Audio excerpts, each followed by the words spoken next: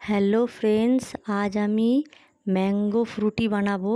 তো তার জন্য দেখো আমি অনেকগুলো পাকা আম নিয়ে নিয়েছি।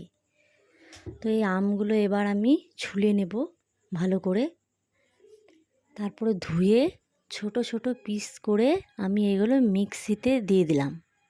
তো এটা পেস্ট করে নেব। পেস্ট করে নিয়ে আমি ভালো করে এটা ছেঁকে নেব। তো ছাঁকা হয়ে গেল। এবার আমি গ্যাসটা ধরিয়ে কড়াইটা চাপিয়ে দিলাম। কড়াইয়ের মধ্যে অল্প পরিমাণ চিনি দেব। আমটা যেহেতু মিষ্টি তার জন্য অল্প চিনি দিলাম। এর মধ্যে একটু জল, এটা একটু শিরার মতো হয়ে যাক। দেখো শিরা হয়ে গিয়েছে। এর মধ্যে আমি ছেঁকে রাখা আমটা দিয়ে দেব।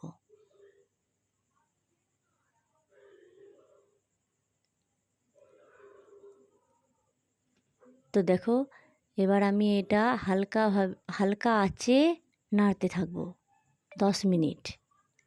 তো যখন ভালো করে ফুটে যাবে তখন এটা আমি নামিয়ে রেখে একদম পুরো ঠান্ডা করে নেব। দেখো এটা একটা পাত্রে ঢেলে দিলাম, এটা আবার পুরো ঠান্ডা করে নেব। তো ঠান্ডা হয়ে গিয়েছে, এর মধ্যে আমি অনেকগুলো বরফ দিয়ে দিলাম। তো এবার পুরোপুরি ম্যাঙ্গো জুসটা তৈরি হয়ে গিয়েছে। এবার আমি এটা গ্লাসে ঢেলে নিলাম।